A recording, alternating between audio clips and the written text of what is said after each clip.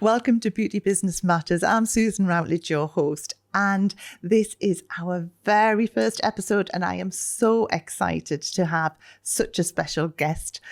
I've got Ronan Percival with me from Phorest Software, who I've known for many, many years. In this episode, what I'm going to be doing is talking through with Ronan where he sees salon owners can excel, how they really can develop not only themselves but their teams, and also as well the fascinating journey of where Ronan very first started with Phorest and to where it is now and beyond. So sit back and I hope you are going to absolutely love this episode.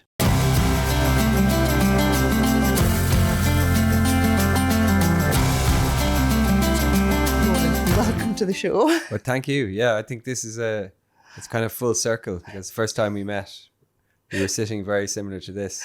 I know. And that was 12 years ago. I know.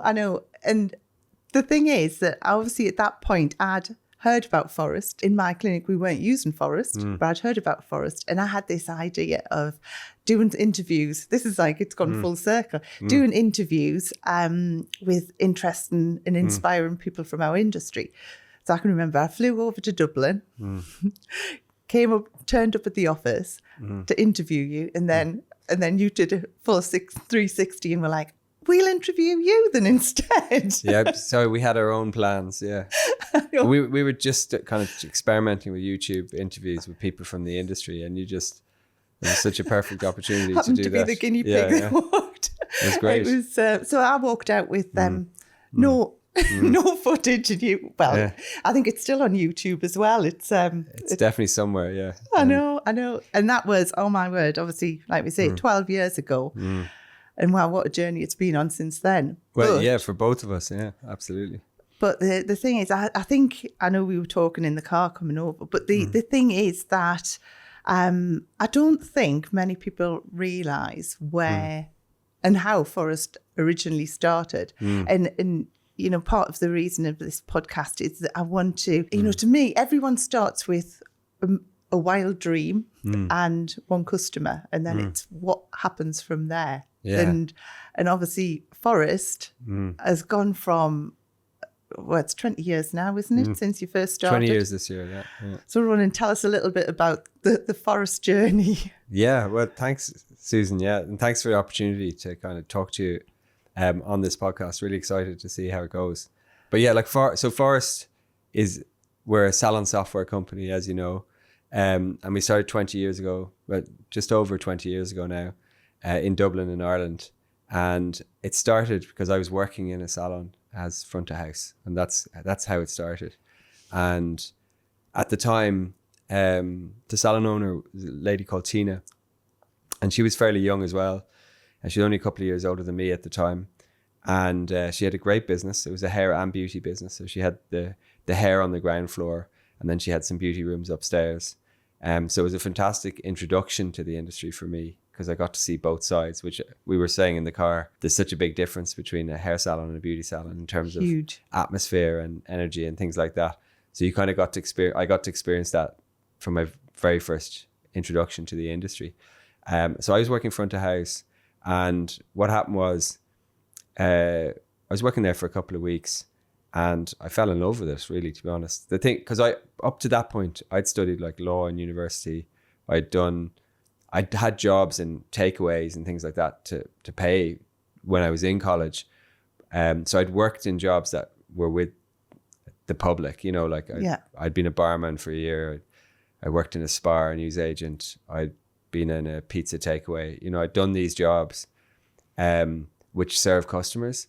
So in theory, it was similar. You know, I was behind a desk serving customers. But as you obviously know, and I'm sure everyone watching this knows as well, or listening to this too, it's totally different. Like I was standing behind the desk, and within about 20 minutes, I'd fallen in love with the industry. And the reason was that people were coming in really looking forward to coming in. You know, they were like, totally. This was like the highlight of their day or week to come into the salon. And that doesn't happen when you're working in a takeaway or in a newsagent. You know, that it's not like that. It's just a transaction. This wasn't just a transaction. And I hadn't realized that until I'd being behind the desk. And then, so they came in, they'd book in, they either went upstairs for their treatment or they went for their haircut. And then afterwards, like an hour later, 90 minutes later, they'd come back to the desk and they were even better form than they were when they came in, because they'd just been pampered or had all this attention for the last 90 minutes. And so you fed off this energy. Like I found my day flew by in a way it never did in previous jobs. And I was like, I never thought about it before, but it was like, wow, maybe I could work in this industry. It was sort of like, it was like an eye-opening moment for me. Was this, at that point, was this a paper book with like yeah, so the appointments were on paper, which this was 2004. So pretty much every salon was still, there was a few salons using computers for appointments, but not really. And so the challenge, so I worked, that's how I fell in love with the industry. And I started to think, well, maybe I might spend some time here. But during the, I just realized really quickly that she would have 2 or 3 people not turning up every day. Now she had a fairly big business, she had like 12 employees. So it was a thriving salon. It was doing really well. It was in a new part of town. Ireland, Dublin at the time was booming. It was Celtic Tiger. So it was all go, go, go and everything like that. But 2 or 3 people a day not turning up, it didn't take me long to work out how much money that was. But so she was losing, I think we worked out like 15,000 a year is what she was losing in missed appointments. And that's back in 2004 as well. Exactly. So I'd always kind of messed around with technology and things like that just in my spare time. I wasn't a programmer or anything, but I had friends who were, and we were like, how could we do something about this? And that was how the idea started, because we were like, why don't we try and send some text message reminders for her clients just to see, could we get rid of these appointments?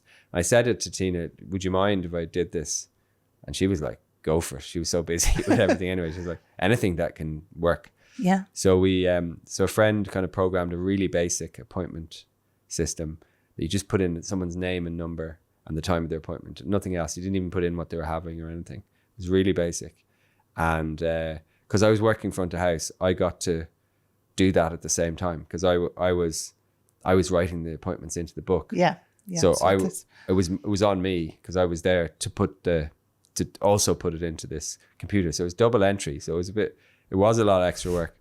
And the other lady who also worked front of house wasn't the happiest, because I was like, you're going to have to do this as well. So I just given her extra work. But anyway, we did this and started sending out the appointment reminders. And literally within a month, she'd cut them by about 70%. Wow. Now, at the time, people didn't do appointment reminders by text. So I think when people got these texts, they were like, oh my God. Yeah. Tina's texted me, I better turn up. Like it felt really personal. So it was extra powerful. But yeah, like, so within 6 weeks, we were saving her, 2/3 of her 15 grand. So she was delighted. And I thought, well, even then, I don't think we even thought this could be a company or anything like that. We were just like, this is cool. It's working. The girl who was kind of annoyed with me because I was giving her extra work was kind of coming around to it, because obviously it was working and stuff like that. But we did start to think it would be kind of better if rather than just putting something in the computer and writing it down on a book, maybe this could be one thing. So one job. So those ideas were starting to form, but they hadn't, I was still working away, like if you know what I mean. So I hadn't totally thought about it. So how long did it take from that to actually Phorest becoming a software system? So, so what happened was, it was basically the run up to Christmas. And if you remember, it's still the case today, but really was the case then, that rush between, halfway through November to halfway through December is just manic. And most salons traditionally would have made, 50% of their profit in that month. Yeah. And then obviously you come back in January and you eat up all that profit. You use it all because there's no one there, and you still have to pay your wages and rent and everything. So that was my first experience. Like, she was out the door that Christmas, so barely had time to think. We were just, booking appointments and having to do them twice, which obviously my friend was really annoyed with me. And then we went home for Christmas or New Year. I was off for that period, and then I came back on like the 2nd or 3rd of January. And I remember walking into the salon and Tina was there with she had the book open, And I was kind of all delighted coming back for Christmas, but I could just see her face kind of just look sort of petrified, and she was just staring at the book. And the reason was there was only 3 appointments in the book, even though she'd been out the door, like with 12 staff, she'd been absolutely out the door. And obviously a few more bookings would start to come in, you know, once she turned on the lights, it opened up and the phone would ring a little bit, but not nearly enough. Yeah. And she was new enough in business too. It was a thriving business, but she'd only been in business a few years. So she's still at that stage of figuring things out too. And it was just a real eye opener. So we were like, okay, what can we do with this? And this is where Phorest really started, because we were like, she's like, what can we do? Will we do some sort of promotion or something? And she kind of trusted me to do a bit more in the business because I'd done the saved her with the no-shows. I wasn't just someone who worked in the business. I was someone who'd actually helped to improve it. So she kind of said, you know, do you want another one of those ideas, Ronan? And I was like, okay. And so we what happened was a bit of brainstorming, but we had 1,000 phone numbers collected from the 4 months of doing the reminders. Yeah. So we had 1,000 mobile numbers, and we had the ability to send those numbers a text, which I know today is obviously really basic, but then people didn't do that. It had never been done. So promotions hadn't been done. So we said, right, we'll send, why don't we send a promotion out by text? And she was in the hair side of her business. She was using Kerastase, and basically they just launched a new line, and they were giving out sort of like travel sizes of these new products, and she could get those for like almost nothing as samples to kind of give out to people. They were kind of trying to promote it this way. And so we took those and we put it in the text, and we said, if you book in January, you'll get a complimentary shampoo and conditioner. And we sent that out, like, I don't know, like on a Wednesday morning or something, right? We just click send, sent it, didn't know what would happen. Nothing happened for a few minutes. And then like after 5 minutes, the phone did start ringing, and I was on the front house. So obviously I had to take the calls, and took one. Someone wanted to book in, put her in.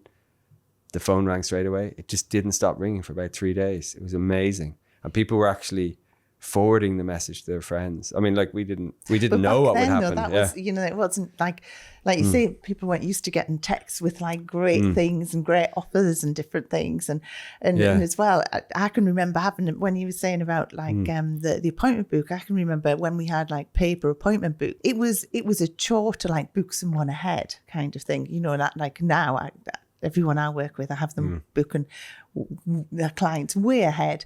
But the thing is, when you've got like a diary and you're going through it, so you don't do that. So that's why when it got to January, everyone had like that Christmas, like get everybody in for Christmas, and hadn't thought ahead. Yeah, no, everyone was living anything in the moment, and when things are going great, you feel great, and then when it's not doing good, you feel good. Yeah, there's so much more prep that goes into it now, and we obviously train people how to do it, and think about, is there an offer, or we do things, which we do, and I know you've recommended different things as well, where when they're booking in December, oh, by the way, here's your 20% off in January card, things like that, and encourages people if you book it before 25th and all that kind of stuff, but yeah, but at the time that worked amazingly well. Like more people came in than we'd even sent it to. So she got new clients, even though it was sent to her existing clients, people had never received a promotion like that before. And actually we found out since that was the first ever SMS promotion ever in the world for a hair beauty salon. Wow. But we didn't know that at the time, but we found out since that no one even had it. Like none of the other providers had it for years. So it was we found out that later. So that's one of the reasons why it worked extra good, because people weren't expecting it, like you said. But I think that was the moment my hair, like I remember my hair standing up in the back of my neck. After about the 6th or 7th call, I had that feeling, which I don't know if you've ever had it, Susan, but where I've only had it a few times in my life, when it was like something's happening here and you're like, I didn't expect, but actually this is quite an important moment or something like that. Do you know what I mean? And you're like, whoa, okay, I think this is a big deal. Maybe this is what's going. Yeah, maybe this is what I'm going to do. 6 months before that, I'd never even worked in a salon, never even been in a salon. So I'd fallen in love with the industry, seen this, and then this thing was working, and it just felt really felt good, and I was like, okay, I think this is it. I know we're going to like talk a little bit more about like how it got out there, but like how many salons worldwide use Phorest now? So we've just crossed 12,000 salons using Phorest. Yeah. Just shows like that having that right idea and you know, and running with it. And someone else might not have run with that idea, you know, and I know you spent a lot of time on the road getting it out there.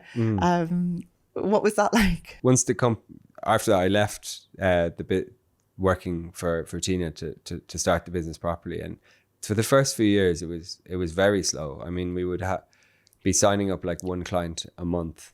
Yeah. You know, I think after year one, like I said, we had 12 clients. So that wasn't, you know, it could barely cover a living wage for me and someone else. So it was very basic at the start. And then I remember looking back and I think, but after 3 years we had 50 clients, you know, so it was, but that was more, we could, you know, 50 clients allowed us to have a few more staff, and then it kept going like that. But it was slow, very slow. And it was actually, I think the big moment for us was really probably the big recession in 2008, because we've been going 3 or 4 years. We had a few hundred clients in Ireland using it. So we had a business. We had employees, you know, we were making it better all the time. We were learning and everything like that. But that was suddenly like people stopped buying it in 2008. I just remember like we went a couple of months with we got no new customers, and we needed new customers every month to keep going. And so it was a bit of a panic station.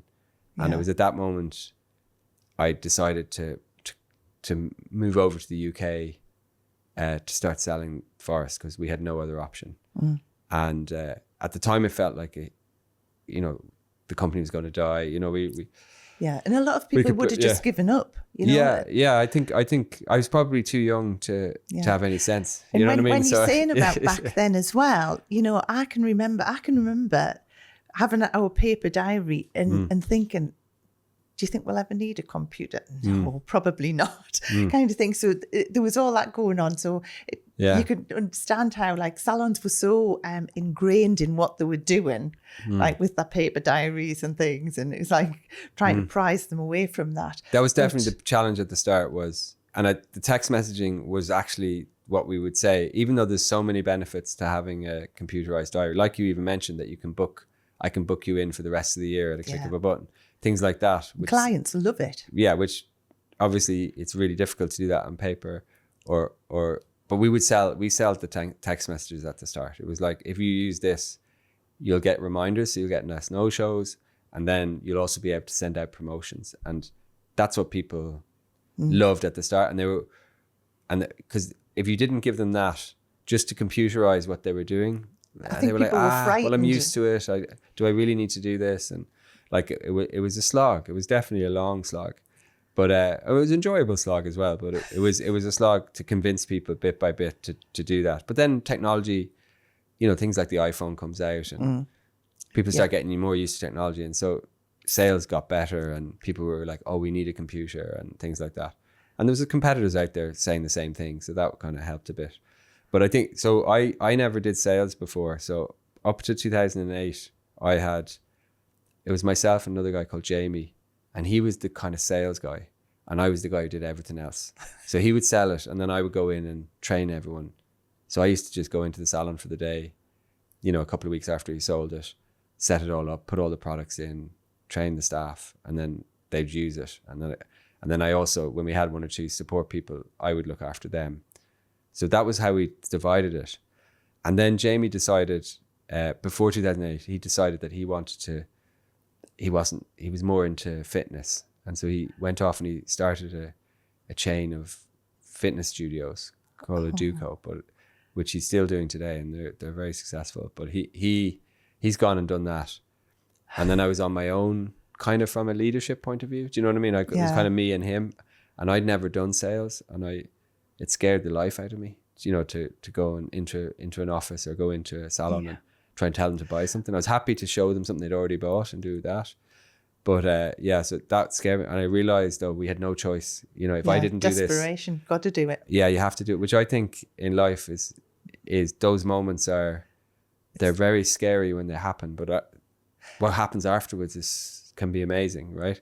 So I had to go over to the UK and start going into salons and I hated doing sales, but I also had to get up on a Monday morning at like 5 a.m, get a flight over, spend the week driving around, staying in travel lodges, whatever, and then coming back on a Thursday or Friday. And it was one of the best things I've ever done in my life. I just found that I was able to do it. Sometimes you think you can't. You can't. Just feel the fear and do it anyway. Isn't you just it? go like in and then book. you do it. The first few times it didn't go so well. But I remember getting my first sale. I don't know. It was after about 7 or 8 salons that I'd visited. It was all, at the start. It was all down in kind of like Kent and Essex. That was kind of we used to go around the M25 and that kind of area. Was where we were focused at the start, and we got a few demos and things. And I remember getting our first sale and just feeling really good, like feeling really, I'm sure when you open your salon or something and customers come in and you just go, I can do this. Yeah. And actually I'm not too bad at it either, so that became my life for about 4 years, and we just everywhere around the UK. I mean, we still have some of these clients today because they're still going. We have a salon up at John O'Goat's up at the top of Scotland. I remember it must be the very tip of the UK. There's this amazing salon that this woman called Katrina Sutherland opened beside a farm that, her husband was a farmer, and she opened the salon there, and she's just got an amazing business there. So, all the way down to, the very tip of Cornwall, or even in the, Guernsey and Jersey and places like so. I think at the same time, as you were growing, like salons were growing as well, because, like I can remember when I first started my salon 36 years ago, we were the only ones in the town. I mean, now, we're surrounded by salons. I think there's over 20 in a mile radius kind of thing. So as your idea, the concept was grown, I suppose salons were grown as well. But treatments, that's definitely true. I mean, obviously, like on the hair, we look at the business hair and beauty, because half our clients are kind of beauty clinics or beauty salons and half are hair salons. But hair has been, as an industry, has been really well established since the 60s, right? And the Vidal Sassoon and all these guys. It's a much more established industry, and everyone goes to a salon, gets their color done or whatever. Like that's sort of part of life. Yeah. So there was always more hair salons around. But like back, even when we were starting 20 years ago, it was, beauty salons were much less common. And we've seen just the rise of treatments. Like it's just so many different things you can get in a salon now, right? And obviously all the medi-aesthetic stuff then coming in, and the Botox and the fillers and all these things that are taking it into a more clinical setting. Yeah. And then you've got all these other non-invasive stuff that's constantly being developed too. So you have this amazing amount of new technologies and treatments for anti-aging and for everything, right? So it's an amazing to see it. That's what I love about the industry, though, that it's like ever evolving. There's always something new coming out, and I think that's hats off to you guys as well, because that's what you've always done is like ever evolve at the same pace kind of thing. And obviously I work with a lot of salon owners in Beauty Directors Club and other things, but the thing is that like that's what everyone always says, that like that you guys, if there's an idea someone comes up with, you'll always look at it and look at implementing things. And I think that's one of like the unique things I think about Phorest, and I think one of the things everyone loves about Phorest as well. But it's very kind of you to say it, because I think it's something that we internally say is one of our kind of mantras, that we want to be innovative all the time, but also the product today isn't the product forever, that's currently what we provide is what we provide. But if technology totally changes, we still want to serve the industry, still want to help salon owners grow. And so whatever that is, we want to adapt to that. One of the things is the new tipping laws as well, isn't it? That's what I heard first about it is from Phorest, from you guys and things. And you've gone with it and ran with it and things. And I know that I think there's still a lot of people still don't know about that. I know we're going a little bit off track. We'll get back onto that. But the tipping thing, I think, is quite an important thing to touch on, isn't it, really? Well, there's two things to do with it. So one is, like often we're more aware sometimes of legislation that applies to salons. So there was obviously GDPR a few years ago as well, that and the tipping legislation, which is coming into force in October, and has something similar is already actually in force in Ireland as well. So this tipping legislation basically means that the government wants to know that that people are getting their tips fairly, and also that any tips they get go straight to the person and doesn't get retained by the business. That's the real thing around the tipping.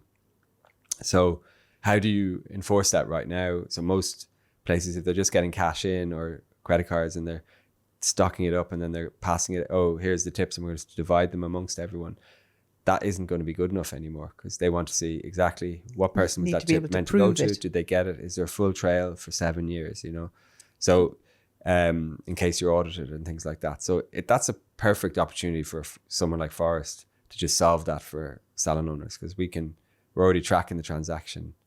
We can collect the tip. We can just make sure it's paid directly to the therapist or the stylist directly, and that the stylist and therapist have a full trail on their phone of what's happened, and the money doesn't go near the salon. So then the salon is compliant. It's easy for us to set that up. But obviously, if you're a salon owner and you're on paper or anything like that, it's quite a bit of a minefield to try and figure out how you're going to do this, how you're going to solve it. I think the challenge is to be able to prove that you've done it correctly, isn't it? And I think that's where software comes in, because it can show you. But I just found it really inspiring that not only did I learn about the tip thing, but you'd already put something in place, and now it's like, oh right, yeah. So this is what we do now. Because I think it's probably, it wasn't long after that first interview that we changed over to Phorest. But as I say, I think I like that as well, that it's always that you feel safe, that everything's going to be properly in place, kind of thing. Well, it's what we love to do. Like if you go back to, it's the same kind of ethos. Tina had a problem with no-shows. Yeah. Before Phorest didn't create, how do we solve that problem? If Tina's quiet on a January, in her salon, how do we solve that problem? And it's always just been problems and how do we solve them? And I personally love problem solving. And I think a lot of people probably watching this or listening to this are the same, because if you own a business, you're problem solving all day. And that's what people, if you're not a good problem solver, opening your own business or opening your own salon is probably not the best idea. But for people who are like that, they love it, and that's why they love it, because every day they're solving problems and whatever those are. And so I think that's the way we've always been. So then when there's things like social media came along, then how can we help salons take advantage of that? We came up with ads products and Facebook like products years ago as well, and all sorts of things. So, and then obviously then the tipping now. But there's another thing with tipping, Susan, is worth saying as well, because there's the compliance, but the thing we also really liked about tipping was we could help therapists and stylists make more tips. And I think that was the thing, that there's something more long-term to that. That problem is, I think, a bigger challenge, because we know, salons up and down the country are struggling to get staff, right? We know that's a ongoing problem. Getting qualified, good therapists and stylists is a challenge, right?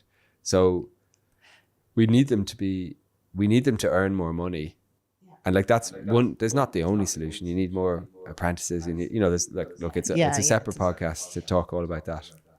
But one of the ways we can do it is if they earn more money, they're more likely to stay, if our salons. Because to keep someone is, especially it costs so much to bring somebody new in. Years. It takes years to train them and to have someone who knows that everything's in place for them, and that they can ever evolve again with the business. Then it's gold dust. And also it's not even the training, isn't it? It's getting to know all your clients, so they get to know everyone, and then they're part of the family. And then so you want them to be able to stay. And one of the ways is if they can earn more, obviously. And, in a cost of living crisis that we've gone through and all different things, that's a challenge. But one of the ways that we've seen is that tipping got hit badly during COVID because there was a much bigger move to cashless. Yeah. So people always had a fiver in their pockets going in to get their hair done or go for a facial or whatever it was. And that, that fiver or a few quid would be given out to the therapist directly, just handed to them. And then obviously no one carries around fivers anymore, or some people still do, but hardly anyone does. So what happens? A lot of times the tip, oh yeah, sorry, I forgot to do it. Oh, I'll go down to the ATM, or, you've all heard and seen all the different stories, and just tips have gone way down. And we know that because our system has been tracking tipping for a lot of people for a long time as well. And some people doing it by taking a credit card and giving them cash back and things like that. There was all things like that going on, which again is hard to track. The government knew that was happening. And then, so that's one of the reasons why the tipping legislation is coming in, because it's like, what's all this cash going in and out? Then you guys just came up with a Phorest Go. And so you try. So I think the Phorest Pay, sorry. So it just so happens that if we can have a proper tipping product, which can prompt people to pay with their credit card at the time that they're paying anyway, you will get a lot more tips, like about 25% increase in tips people will get. Yeah. So for a lot of people, that might be an extra £500 a year or for a therapist or more, or £1,000 a year extra that they wouldn't get. And their clients would love to give them, but it's just it's so difficult to do it when they don't have cash anymore. So I think that's the problem. If we think about what the problem we were solving, that was the big problem.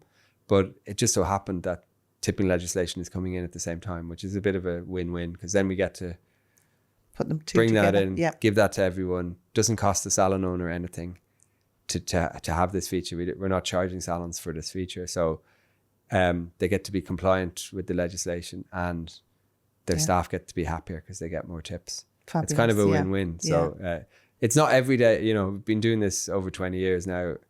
These moments only come up every now and then, but when they do, you kind of have to go all in on it. Yeah. I mean, the thing is as well, because see, I can always remember just going back to the growth of Phorest and like obviously where you've got to now, I can always remember coming over, you asked us to come over to speak at the AGM, and I'd gone from knowing like the small Phorest, and I came over and there was a room of about 70, 80 people, and I was like, well, where did these all come from?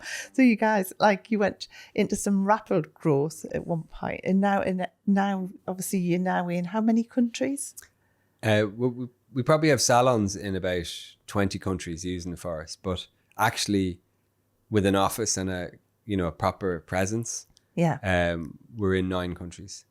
And the US and Canada would be 2 big ones for us now, but we're in Germany and Australia and places like that. But our biggest market is still the UK. Like the UK is still, that's the one that took us out of Ireland to almost become like a proper business, I would say. And then it's been so good to us over the years. So that's amazing. Obviously, now that you do have as many salons on board, what I wanted to talk about was like, because I always see that like you as a big CEO of a company that, and through the growth of Phorest as well, you see salons that are just plodding along, you see salons who are absolutely flying along. And so I always think that like you guys have got a bit of like a eagle eye view of what's going on. So what are some of the things that you see that make that big difference and that big shift between a salon that's just coasting along and the ones that are flying? There's loads of stuff, and there's loads of KPIs and things and metrics. So these salons are doing higher, they're more likely to sell a product in a visit than this salon and all those kind of things. But I don't think the metrics or all those things really tell you how to do it. They kind of just tell you, this is what a good salon looks like. Their average ticket is 20% higher than everyone else and things like that. But that's useful. It's really useful to know because and people should track that in their own business to know they're doing well. But the real difference, it's weird. Like the real difference I've noticed is just, it's the salon owner having that enthusiasm and energy. And we were talking about even having a higher vibration or something. And it's not about them being loud or gregarious, although some of them are. Some of them are really quiet. you know, but they have this energy or determination and also openness, like openness to learning as well. Like they would be the things that mark out. Yeah. And they're things I think if anyone watching this or listening to this is starting out in the business, you can learn those things as well. It's great if you have them naturally. And some people naturally have a thirst for knowledge.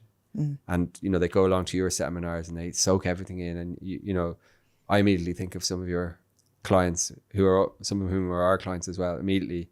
And we mentioned some of their names before. And, you know, when I see their face, their eyes are open and they're just willing to learn stuff. And I've noticed that. And now, so how can you, but I think anyone can do that. I don't think you can. Yeah. I think it's a mix of like continually learning. Yeah.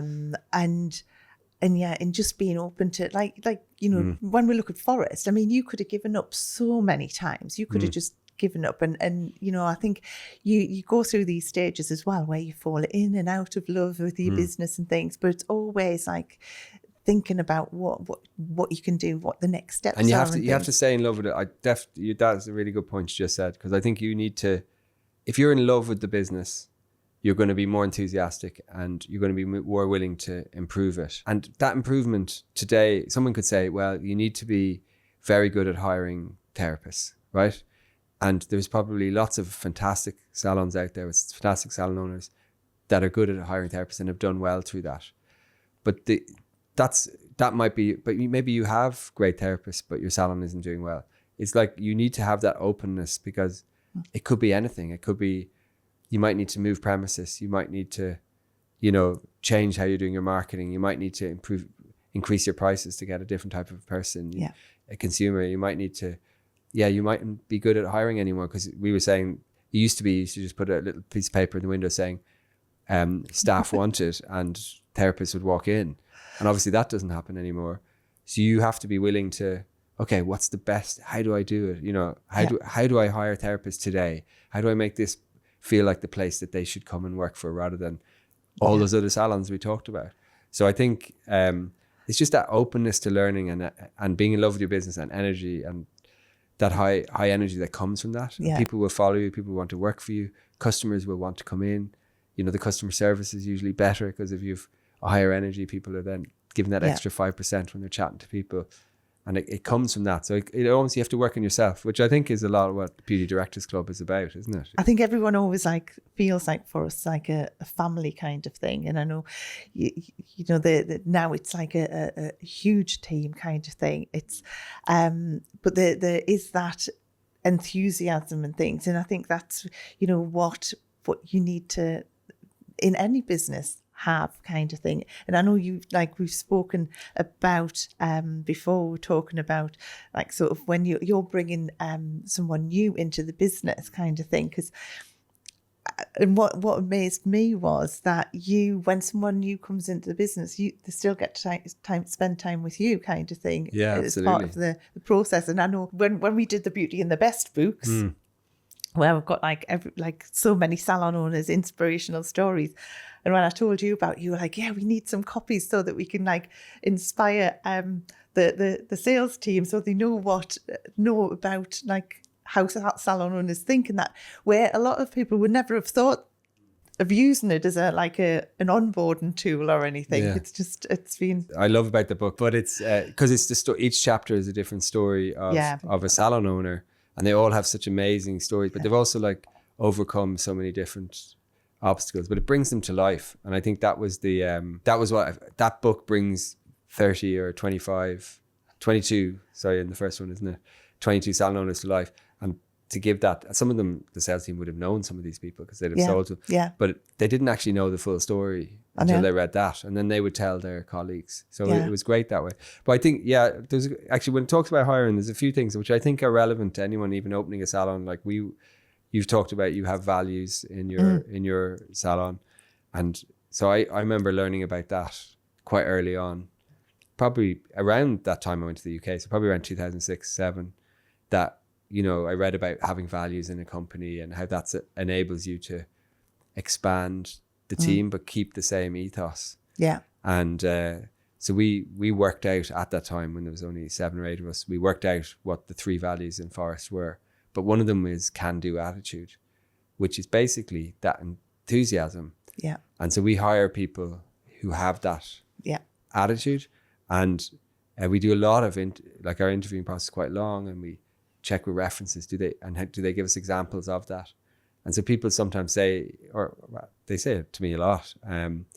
Oh yeah, I love the way whenever I talk to someone in Phorest, they're so eager to help, and like that isn't actually an accident. It's not an accident. Like it's years of developing the hiring process, and then when they join so you have the right people, and then and obviously spending time with them and things like that. So, but this is the thing, because I think people think of branding and things as if it's just like logo and just the company. It's not. It's the whole. It's the heart of the company as well, isn't it? It's like everything that goes in to make a company, however small or however large, and that's again, like it's energy, isn't it? Like you then you just attract the right people around you as well. Yeah, and if you're looking, like if you have people who are like whatever we want them to be. So we wanted our team, or we felt our team was that can-do attitude, let's say.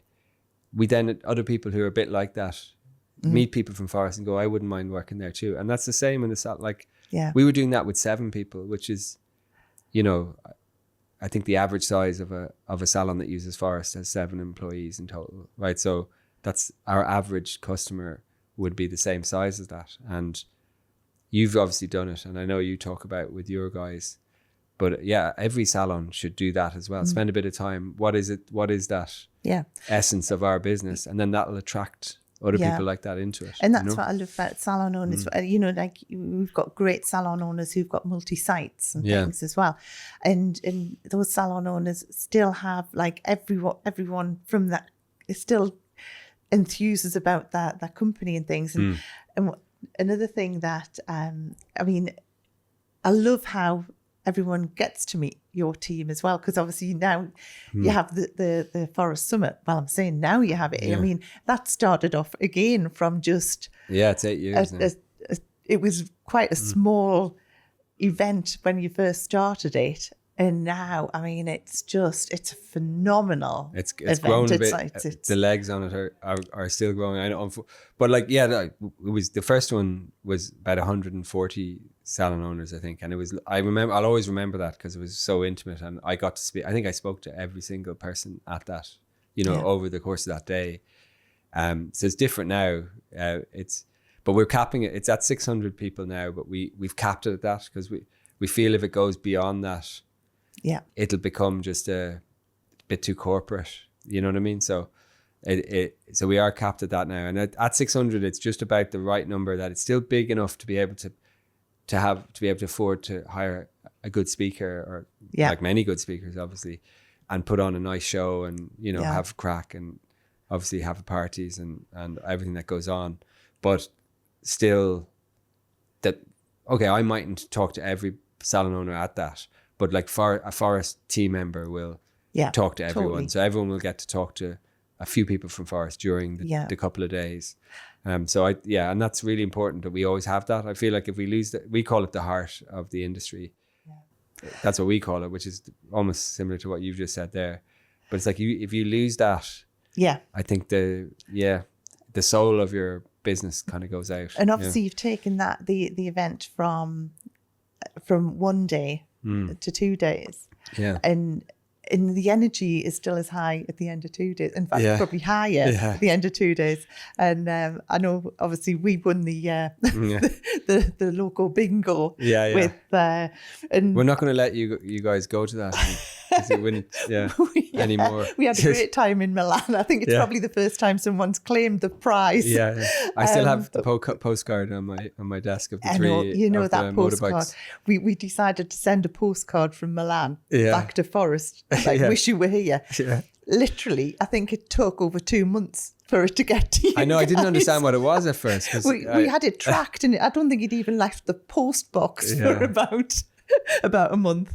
But we had a great time. I should have brought it with me, actually. But so Ronan, obviously 20 years on, what's the next plans for Phorest? We were talking about this. You have to keep keep things interesting as well. Like, so one of the nice things about owning your own business is there is always new problems and new challenges and new technologies and new things, right? So it keeps it interesting to a certain extent. And like I've I love doing those 4 years driving up and down the UK selling Phorest. It's one of the most best things I ever did in my whole life. And I met 1,500 salon owners. I spent time in 1,500 salons with owners over those 4 years. Like that's the best education you could ever get. And so there's things like that I've done, but I couldn't do it after 4 years, I was exhausted. Yeah. So you do these things and it's fantastic for periods of time, but you do have to your job needs to evolve to stay fresh and motivated. And what some people do is they sell their business, like they do it for a while, especially in technology, and then they get tired. So they sell the company and they go off and do something else. And you never say never. I enjoy it so much that I that doesn't appeal to me. I much prefer to change my job and stay doing it. And so that's so my job today would be different. Obviously, I can have time to do this podcast with you, but I spend much more time on the future now. So rather than the day-to-day stuff. And we have a great team who are fantastic at running the business. And so I'm thinking about, what's happening in 2 years' time or next year. And like the tipping thing, is there what's the next thing coming, and all the stuff that's happening in media aesthetic, and, there's loads of things happening.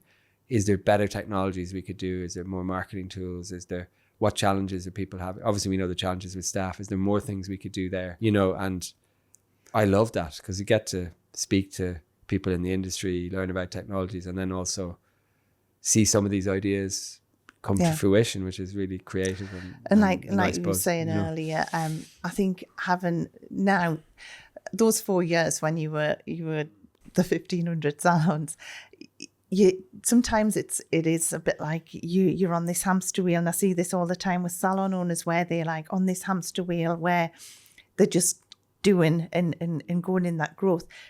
And we're talking earlier on about the importance of having some time to think and things, where your gold is like there's still the innovation, the next. I think that is thinking. Things. You need to have space to think. And I think this is where someone comes to the point where they do think of selling the businesses, where they've lost that and they can't think where to take it to. And I don't know, I can't ever see you getting to that point. I can just always see that there's... Well, if I get tired, I think you'll know it's the day to stop if you don't want to get out of bed on a Monday to go and do this anymore, because you'll have lost the love, which you talked about. It mightn't happen straight away, but over a few years, that will pervade out through the whole organization. Just like a salon owner who's kind of lost their love for it. The energy goes, and that's the first thing to go, is the energy, and then eventually the salon will go sideways then, And it's like, I always like to say this to salon owners, the thing is that like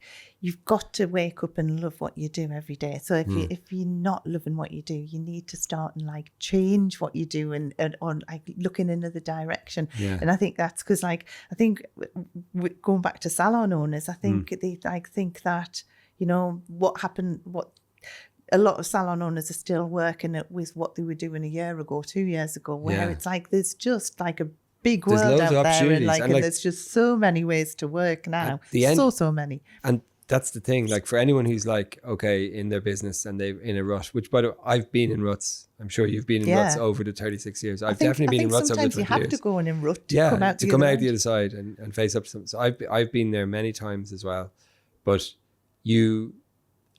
the industry is an incredible industry, and there's never been so much opportunity. Honestly, like the consumer demand for beauty services has never been as high as it is today. So if your business is struggling or in a rut or whatever, there's something you can do to change that, because there is people out there that want to spend money with you, and maybe you're going after the wrong type of client, or a client that doesn't quite exist anymore, or you're not appealing to someone who wants to come and work with you. You can fix those things, and it'll be hard, but when you do fix it, you'll feel amazing, and it'll give you that energy to keep Yeah. going. But there really isn't. This industry is amazing, and people need to, there's lots of industries that are dying on the high street and everything like that. This industry isn't dying because people don't want to go to them. It might be struggling with rents and all the other things. There's other challenges, but the consumer wants to use it. And like, if you have that, you can build an amazing business around that. I know. We obviously we've been developing over the last year the beauty roundup events and things where we've got like salon owners who are doing so well and so inspirational, and what the feedback that's come from doing things like that has been that like we've had people walk out and go like, I just didn't realize that I was missing so many opportunities. So many things I could do. And sometimes it's not expensive. It's just thinking outside the box and changing it up a bit. And I love that that's what you guys are always doing. You're thinking outside the box and changing it up. But the other thing I love about Phorest and about you is you were still the same guy that I met 12 years ago. And you've never changed from being that great guy who, you just never seem to be affected by this massive growth that you've got going on. He's still the most humble, great guy. And, well, I'm thanks very privileged much to know you. Thanks very much, Susan. This has been amazing. I've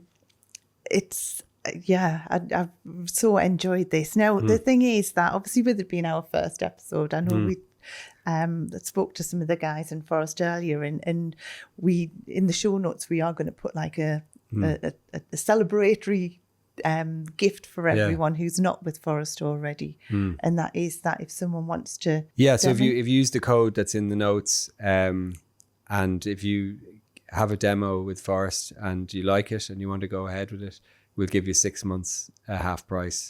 That's amazing. It's worth a good bit of money. And that is amazing. And what as well I'm going to do is give the first two chapters, which is my story and Kat from Chicago. Oh yeah, cool. It's a great story. Our stories is like the first 2 chapter download as well of the book as well, just as a little thing for our first episode. But Ronan, I cannot thank you enough. For you to fly over to the UK to do this as well, it's been fabulous. And I can't thank you enough. Thanks very much, Susan. It's been a lot of fun.